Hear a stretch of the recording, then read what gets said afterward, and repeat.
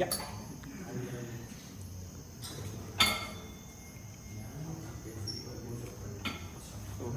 ശകലം വേണം.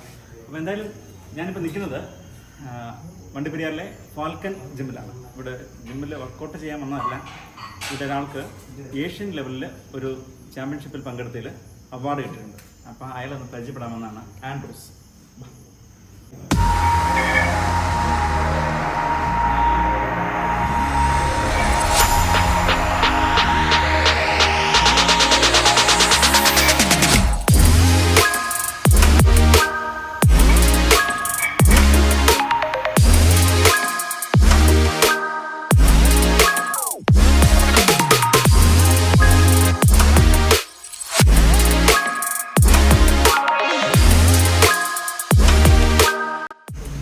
ആൻഡ്രൂസ് വർക്കൗട്ടിലാണ്.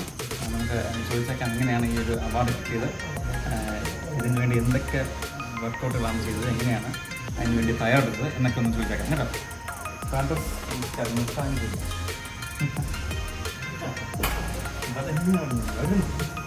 ഇതാണ് നമ്മുടെ ആൻഡ്രൂസ്.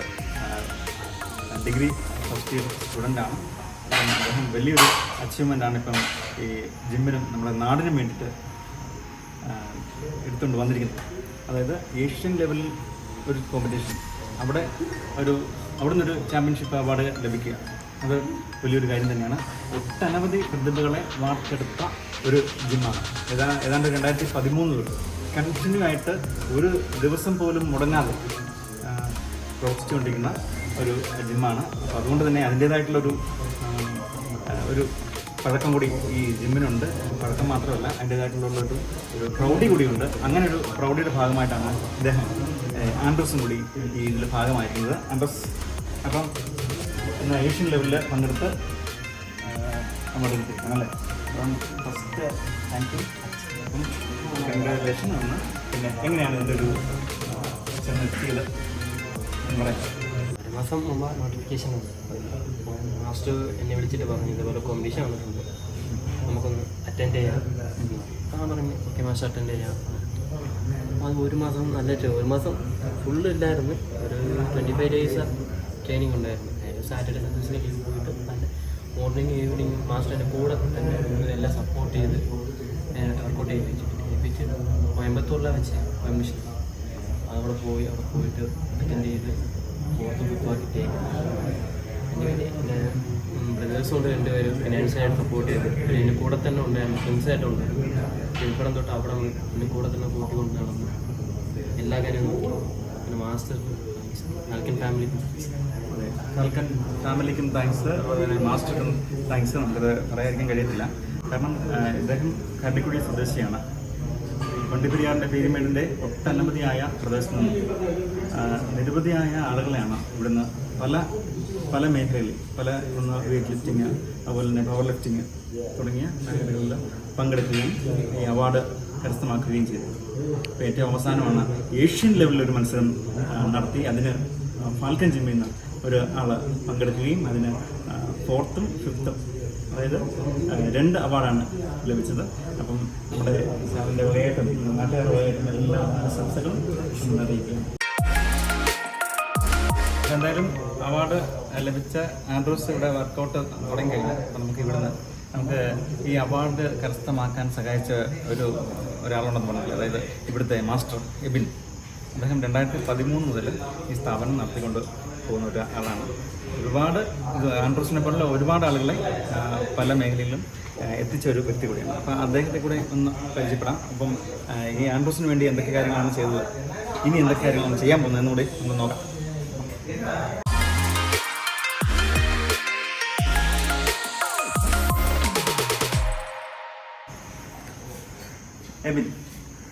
എബിനാണ് എൻ്റെ ഒരു സുഹൃത്തു കൂടിയാണ്. ഞാൻ ഈ ഫാൽക്കൺ ജിമ്മിൽ തുടങ്ങുന്ന സമയത്ത് ജിമ്മിൽ വരികയും വർക്കൗട്ടൊക്കെ ചെയ്യുകയും ചെയ്തു. പിന്നീട് അതിന് സാധിച്ചില്ല, അതിൽ മനോവിഷമമുണ്ട്. എങ്കിലും ഈ സമയത്ത് നമുക്ക് ഇപ്പോൾ ഒരു ഏഷ്യൻ ലെവലിൽ മത്സരിച്ചത് 2 അവാർഡാണ്. എങ്ങനെയാണ് നമ്മൾ ഈ ആൻഡ്രൂസ് എന്നുള്ള ആൾ നമുക്ക് കഴിഞ്ഞ 5 വർഷക്കാലമായിട്ട് നമ്മൾ ജിമ്മിൽ കരടിക്കുകയാണ് ആളുടെ ഇവിടെ വരുമ്പോൾ ആൾക്ക് ബോഡി ബിൽഡിങ്ങിന് താല്പര്യമുണ്ട്. പക്ഷേ ബോഡി ബിൽഡിങ് ചെയ്യണമെങ്കിൽ അത് എക്സ്പെൻസ് കൂടുതലാണ്. സാധാരണ ഒരു ഫാമിലിയാണ് ആൻഡ്രൂസ്. അപ്പം അത് നമ്മൾ അവൻ്റെ ബോഡി ഫിസിക്ക് നമ്മൾ അറിഞ്ഞിട്ട് അവനൊരു വെയിറ്റ് ലിഫ്റ്റിങ്ങിലോട്ട് പോകാനായിട്ട്. അപ്പം ഈ ആൾ കോളേജ് സെക്കൻഡ് ഇയർ ആണ്. ഇനി അടുത്ത് PG ചെയ്യണമെങ്കിൽ ഒരു സ്പോർട്സ് കോട്ടയിലൊക്കെ കയറാം. ആ സാമ്പത്തിക ബുദ്ധിമുട്ടുകൾ അതിൽ നിന്ന് മാറ്റി നമ്മൾ എന്തെങ്കിലും ഒരു ലെവലിൽ സപ്പോർട്ട് ചെയ്യാമെന്ന് വെച്ചിട്ടാണ് നമ്മൾ വെയിറ്റ് ലിഫ്റ്റിങ്ങിൽ. അപ്പം ഈ ലാസ്റ്റ് മാസമാണ് നമുക്ക് ഈ നോട്ടിഫിക്കേഷൻ വന്നത്. അപ്പം അതിൻ്റെ ഒപ്പം ട്രെയിനിങ് ഫോളോ ചെയ്ത് ഈ ഫംഗ്ഷൻ കോയമ്പത്തൂർ ആണ് ഈ ഫംഗ്ഷനുള്ളത്. അപ്പം ഈ കോമ്പറ്റീഷനിൽ 40-ന് മേളിൽ ആൾക്കാർ പങ്കെടുക്കുമായിരുന്നു. അപ്പം അതിൽ ടഫായിരുന്നു. എന്നാലും അതിൽ ബെഞ്ച് പ്രസ്സിൽ 5th, ഡെഡ് ലിഫ്റ്റിൽ 4th പ്ലേസ് കിട്ടി. ഇനി അതുപോലെ തന്നെ അടുത്ത പ്ലാനിങ് എങ്ങനെയാണ്? ഇനി കുറച്ചും കൂടി ഒരു നാഷണൽ ലെവലിലൊക്കെ പോകാനും ഇപ്പോൾ ഏഷ്യൻ ലെവലിൽ പോയാലും ഇതിനൊക്കെ സ്പോർട്സ് കോട്ടയിൽ കയറി യൂണിവേഴ്സിറ്റി ലെവലിൽ പങ്കെടുക്കാനുള്ള ട്രെയിനിങ് ആണ് ഇനി. ആൻഡ്രൂസ് മാത്രമല്ല, നമ്മൾ അടുത്ത കുറേ സ്റ്റുഡൻസിനും കൂടി റെഡിയാക്കാനുള്ള പ്ലാൻ. അപ്പോൾ അതുപോലെ തന്നെ നമുക്ക് ഈ ഫാർക്കൻ ജിമ്മിനെ കുറിച്ച് പറയുകയാണെങ്കിൽ 2013 തൊട്ട് അതെ, ഞാൻ മാപ്പുറത്തിന് ട്രാവൽ ചെയ്യുന്നതിൻ്റെ അവസ്ഥ എന്നുള്ളതിൽ കൃത്യമായിട്ട് അറിയാം. അതുകൊണ്ടാണ് എങ്ങനെയാണ് ബാക്കി ഒരുപാട് ആളുകൾ നമുക്ക് ഇവിടുന്ന് കൊണ്ടുവന്നത്? അതെ തീർച്ചയായിട്ടും. നമ്മൾ ഇപ്പം 2013 ഒക്ടോബർ 23-ാം തീയതിയാണ് സ്റ്റാർട്ട് ചെയ്തത്. ഞാൻ എറണാകുളത്ത് ജോലിയായിരുന്നു. അപ്പം ഇവിടെ വന്ന് സ്റ്റാർട്ട് ചെയ്തത് സാധാരണ എസ്റ്റേറ്റ് മേലുള്ള സാധാരണ ആൾക്കാരെ നമ്മൾ വലിയ നിലയിൽ എത്തിക്കുകയാണ്. അപ്പോൾ ബോഡി ബിൽഡിങ്ങിനെ കുറിച്ച് അറിയാത്ത കുട്ടികളും അല്ല ഈ ഡ്രഗ്സിനും മയക്കുമരുന്ന് അങ്ങനെയുള്ള പിള്ളേരെ അതിരുന്ന് മാറ്റി ചിന്തിക്കാനുള്ള ഒരു ഇതായിരുന്നു എൻ്റെ ഒരു പാഷൻ. ഞാനൊരു ഫിസിക്കൽ ടീച്ചറാണ്. അപ്പോൾ ഇതെൻ്റെ ഒരു പാഷനായിട്ട് ഞാൻ ചെയ്യുന്നതാണ്. അപ്പം ഇതിനകത്ത് എനിക്ക് ഒരുപാട് കാര്യങ്ങൾ പറയാനുണ്ട്. ഒരുപാട് പേരെ ഞാൻ ഇതിനകത്ത് ട്രെയിൻ ചെയ്ത് ഇവിടെ നിന്ന് പുറത്തു പോയതും അല്ല, ഒരുപാട് പേര് ട്രെയിനേഴ്സായിട്ടും ഒരുപാട് പേര് വെയിറ്റ് ലിഫ്റ്റേഴ്സായിട്ടും ഇവിടെ നിന്ന് പോയിട്ടുണ്ട്. അപ്പം അടുത്ത് നമ്മളൊരു പ്ലാൻ ചെയ്യുന്നത്, നമ്മളെ ജിമ്മിൽ ഇരുന്ന് ഇപ്പം ഈ ആൻഡ്രൂസ് ആണെങ്കിലും നമ്മൾ ഫ്രീ ഓഫ് കോസ്റ്റിലാണ് എല്ലാം ചെയ്യുന്നത്. ഇത്തരം ഒരു ഏഷ്യ പങ്കെടുക്കുകയാണെങ്കിൽ 10-20,000-ന് മേളിൽ പൈസ വേണം. അതിന് എൻട്രി ഫീസ് തന്നെ നല്ല പൈസയാണ്. അപ്പം ഞാൻ മാത്രമല്ല, ജിക്കെ പോലെ പലരും ഇതിൽ സപ്പോർട്ട് ചെയ്യുന്നുണ്ട്. നമ്മൾ ജിമ്മിലുള്ള ഒരുപാട് കുട്ടികൾ സാമ്പത്തികമായിട്ട് സപ്പോർട്ട് ചെയ്തിട്ടുണ്ട്. ഇതിൽ കുറേ പേരെ നമ്മളിത് ചെയ്യാൻ പ്ലാൻ ചെയ്തിട്ടുണ്ട്. അപ്പം ഈ ഏപ്രിൽ മേയിൽ തന്നെ കുറേ ട്രെയിനിങ്ങുകൾ ഇതിനടുത്ത് കണ്ടിന്യൂ ചെയ്യുന്നുണ്ട്. ഈ ഏപ്രിൽ മേയുടെ കാര്യം പറഞ്ഞപ്പോഴാണ് ഇപ്പം അതായത് ഇപ്പം കുട്ടികൾക്ക് അവധിയാണല്ലോ. അപ്പോൾ അതിന് വേണ്ടിയിട്ട് എന്തെങ്കിലും ജിമ്മിൽ സ്പെഷ്യലായിട്ട് എന്തെങ്കിലും നമ്മൾ പറയുന്നുണ്ടോ ആൾക്കാരെ? അല്ല, ഞാനിപ്പം പ്ലാൻ ചെയ്തിരിക്കുന്നത് നമ്മൾ സാധാ ഫാമിലിയിൽ നിന്ന് എസ്റ്റേറ്റ് വരുന്ന കുട്ടികൾക്ക് ഫ്രീ ഓഫ് കോസ്റ്റിൽ തന്നെ ട്രെയിനിങ് കൊടുക്കാനുള്ള പ്ലാനിങ് ആണ്. വെയിറ്റ് ട്രെയിനിങ് അല്ലാതെ സാധാരണ സ്ട്രെച്ചിങ്ങും ഫ്ലെക്സിബിലിറ്റിയും ട്രെയിനിങ്ങുകളും പിന്നെ മെഡിറ്റേഷനായിട്ട് അവർ 2 മാസം ഫ്രീ ഓഫ് കോസ്റ്റിൽ തന്നെ അവർക്ക് ഒരു മണിക്കൂർ ക്ലാസ് കൊടുക്കാനാണ് പ്ലാൻ ചെയ്യുന്നത്. അതൊരു വലിയ കാര്യമാണ്. ഇപ്പം നമുക്ക് ഈ പറഞ്ഞ മദ്യം, മയക്കുമരുന്ന് തുടങ്ങിയ രാസവസ്തുക്കളൊക്കെ കൊണ്ടുള്ള ലോകത്തെ വല്ലാതെ ആൾക്കാർ, അതായത് ചെറിയ പിള്ളേരെ ഇല്ലാണ്ടായിക്കൊണ്ടിരിക്കുന്ന ഒരു കാലഘട്ടം. ആ ഒരു സാഹചര്യത്തിൽ ഈ വരുന്ന 2 മാസം നമ്മൾ ഫ്രീ ഓഫ് കോസ്റ്റിൽ, അതായത് ഒരു പൈസ പോലും മുടക്കാതെ ഇവിടെ വരുന്ന കുട്ടികൾക്ക്, അതായത് സ്കൂളിൽ പഠിക്കുന്ന അല്ലെങ്കിൽ കോളേജിൽ പഠിക്കുന്ന ഈ 2 മാസം അവധിക്ക് വരുന്ന കുട്ടികൾക്ക് അവർക്ക് ട്രെയിൻ ചെയ്യുന്നു. അവരെ കൂടുതൽ മറ്റുള്ള മേഖലയിലേക്ക് പറഞ്ഞയക്കാതെ വിടാനുള്ള ഒരു സാഹചര്യം ഇവിടെ ഒരുക്കുന്നുണ്ട്. അപ്പം മാതാപിതാക്കൾ പ്രത്യേകം ഈ കാര്യം ശ്രദ്ധിച്ചുകൊണ്ട് ഇങ്ങോട്ടേക്ക് പറഞ്ഞു വിടണം എന്നുകൂടി അഭ്യർത്ഥിക്കുകയാണ്. അതുപോലെ തന്നെ പിന്നെ വേറെ നമുക്ക് വണ്ടിപ്പെരിയാറിലൊരു ഒരു ഇടുക്കി ജില്ലാ അസോസിയേഷൻ്റെ ആള് ഉണ്ടല്ലോ. അപ്പം അതെ ചോദിക്കണത്, ഞാൻ ഈ ഇടുക്കി ജില്ലാ ബോഡി ബിൽഡിംഗ് അസോസിയേഷൻ്റെ സെക്രട്ടറിയാണ്. ഇതിൻ്റെ പ്രസിഡന്റ് അനസ് ഇബ്രാഹിമാണ്. ആൾ അടിമാലിയാണ്. അവിടുത്തെ പഞ്ചായത്ത് വൈസ് പ്രസിഡന്റ് കൂടിയാണ്. അടുത്ത് ജിമ്മുണ്ട്. ബോഡി ബിൽഡിംഗ് ഫാഷനായിട്ട് കൊണ്ട് നടക്കുന്നതാണ്. ഈ 10 കൊല്ലമായിട്ട് ഈ ഇതിൻ്റെ പ്രസിഡൻ്റായിട്ട് ഇത് കൊണ്ട് നടക്കുന്നത് അനസ് ഇബ്രാഹിം. ഞാൻ ഈ 3 വർഷക്കാലമാണ് സെക്രട്ടറി ആയത്.